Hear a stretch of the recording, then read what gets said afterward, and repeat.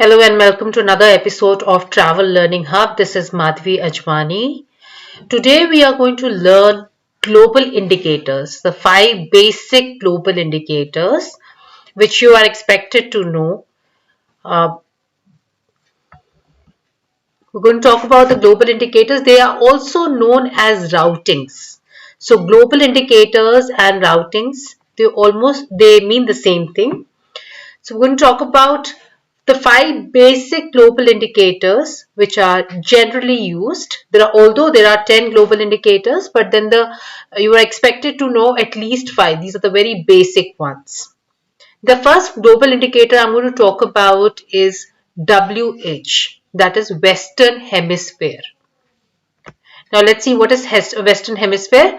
See, in the last videos, I've already discussed what are the IATA traffic conference areas. Traffic conference area number 1, traffic conference area number 2, and traffic conference area number 3. Traffic conference area number 1, you have North America and South America that comes under, along with Greenland, that comes under traffic conference area number 1. Traffic conference area number 2 would have Europe, you have Middle East, Africa, as well as the Indian Ocean Islands. Traffic conference area number 3 would have rest of Asia and Australia. So that is how IATA has segregated the entire world into three traffic conference areas. Now, before I begin with routings. It is important to know that why are we learning routings? See, your fares majorly depends on how the journey is going to happen. Like for example, if somebody is going from Delhi to London, he can take the shortest way from Delhi to London, or he can probably choose the other way also via the Pacific, via the Atlantic, to London. So the two fares would be entirely different. So global indicators are very important, whether what route is the passenger taking, and accordingly the fare would be decided. So I'm going to talk about the first very basic global indicator, that is WH. WH stands for Western Hemisphere. That is when the passenger is traveling within TC1. The passenger travels within TC1, that is known as Western Hemisphere. I'm going to illustrate this with few examples. For example, the passenger is starting his journey from Vancouver. He's going to Los Angeles, then he's going to Mexico City, and then he's going to, let's say, Caracas, which is in Venezuela. I'll repeat it again. The passenger is starting his journey from Vancouver. Vancouver is in Canada. He's going to Los Angeles. Los Angeles is on the western coast of United States of America. Then he's going to Mexico City, which is in Mexico, and then he is going to Venezuela. The capital is Caracas. So in this case, since the routing would be in TC1, so the global indicator would be WH, Western Hemisphere. Now, it's not important that the passenger has to travel from up to down. He can also travel the otherwise from down to up. For example, the passenger starts his journey from Santiago, Chile. Santiago, Chile is in Chile. Then he goes to Bogota, which is in Colombia. Let's say he goes to Miami after that, and then he goes to Toronto, which is in Canada, right? So in that case, the journey again would be Western Hemisphere. So if the passenger is traveling from top to bottom or bottom to up, your journey would be Western Hemisphere. I hope that is understood. The next journey we're going to talk about is Eastern Hemisphere. Eastern Hemisphere is when the passenger is purely traveling into TC2 and 3, or within TC2 or within TC3. We'll see this with examples now. Let's say the passenger is traveling from Delhi to Bangkok to, let's say, Jakarta. Okay, Delhi is in India, Bangkok is in Thailand, and then to Jakarta, which is in Indonesia. Okay, your journey, since you're purely traveling in TC3, the the routing would be EH. EH means Eastern Hemisphere. EH stands for Eastern Hemisphere here. So we'll take the second example. Let's say the passenger starts his journey from Sydney. From Sydney, he goes to Manila. From Manila, he goes to Hong Kong. Right? Now, Sydney is in Australia, Manila is in Philippines, and Hong Kong is over here. So, since he's traveling within TC3, the journey would be EH. Now, we'll look at other few examples. When the passenger is traveling within TC2, let's say your passenger starts his journey from London. He's going from London to, let's say, Paris, and from Paris, he's going to Cairo. So, London is in United Kingdom, Paris is in France, and Cairo is in Egypt. So, his journey is within area 2, TC2. So, his journey is Eastern Hemisphere. Next one, we're going to talk when the journey is between area 2 and 3. Let's take an example. Let's say you start your journey from Mumbai. From Mumbai, the passenger goes to Dubai. Dubai is in UAE, and then he is going to, let's say, London. So the passenger is actually traveling from TC3 to TC2. In this case also, the routing is going to be Eastern Hemisphere. And if we take the other way around, let's say the passenger starts his journey from Warsaw. Warsaw is in Poland. Then he goes to Qatar. Qatar you can take Doha. Doha is the capital for Qatar.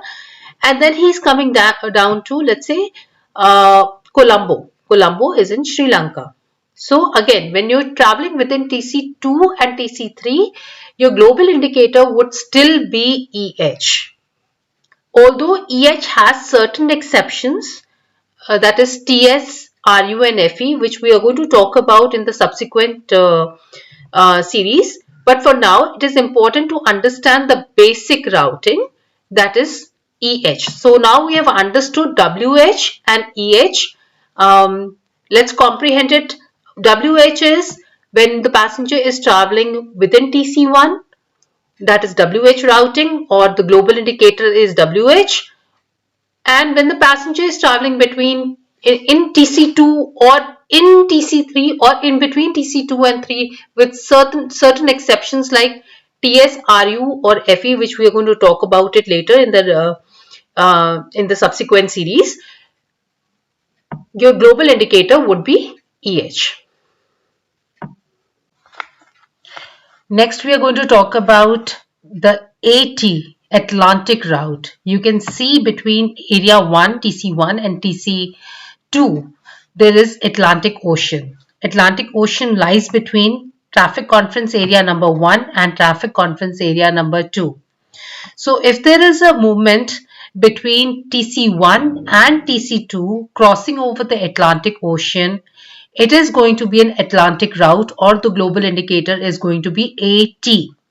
For example, if you start your journey from New York is in USA, and then you're going to Madrid, which is in Spain, and then let's say you're going to Germany, Berlin. So since you're crossing over the Atlantic Ocean, you're going from New York to Madrid to Berlin. In that case, the route is going to be Atlantic. Let's take another example. Let's say you start your journey somewhere from India. Let's say we start our journey from Delhi. From Delhi, we go to Doha. From there, we go to Istanbul. And then from Istanbul to Paris, and then to Washington, D.C. Again, you're crossing over Atlantic Ocean.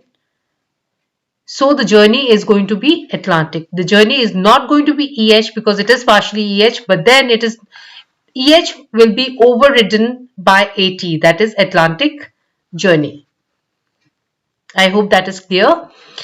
Now let's see the placement of Pacific Ocean. If you see, Pacific Ocean is between TC1 and TC3. The earth is like a sphere, it's like a ball. So this Pacific meets the Pacific on the other end.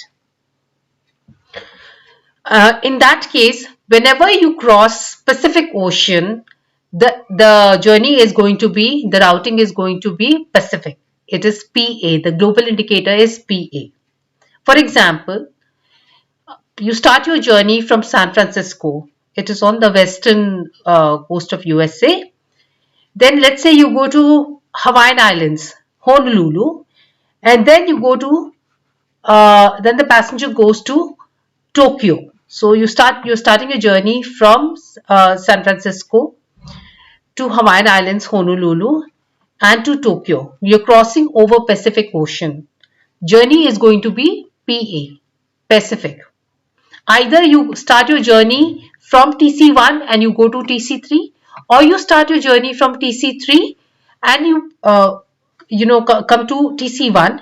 The journey is going to be Pacific. Even if you start your journey from somewhere in TC2 and you're crossing over Pacific Ocean, it is still going to be Pacific. It is not going to be EH. It is going to be partially. It is going to be EH, but EH, will be overridden by Pacific journey. Like let's take for an example. Start your journey from let's say Dubai to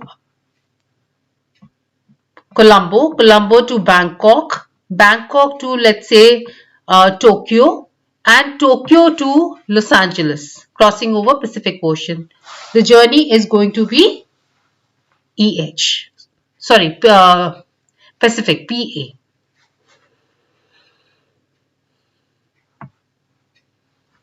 Okay, now we're going to talk about the Pacific Atlantic journey.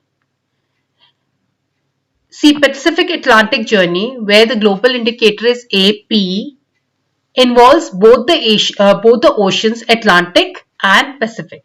For example, let's take a route from uh, let's say Prague. Prague is in Czech Republic. From Prague, the passenger is flying to New York. From New York, he is going to San Francisco. And then from San Francisco, he is going to Seoul. Seoul is in South Korea. So he is crossing over both the oceans, Atlantic and Pacific. So the journey is going to be AP, Atlantic and Pacific. Let's take one more example. You start your journey from, let's say, Singapore. Singapore to Chinese Taipei. Then over to Seattle, crossing the Pacific Ocean, Seattle, which is in USA. Then to New York, and then to Ireland, Dublin. You're crossing over both the oceans, Atlantic and Pacific. So no matter you cross Pacific first and Atlantic later, or Atlantic first or Pacific later, the journey is going to be AP, Atlantic and Pacific. Thank you for watching this video.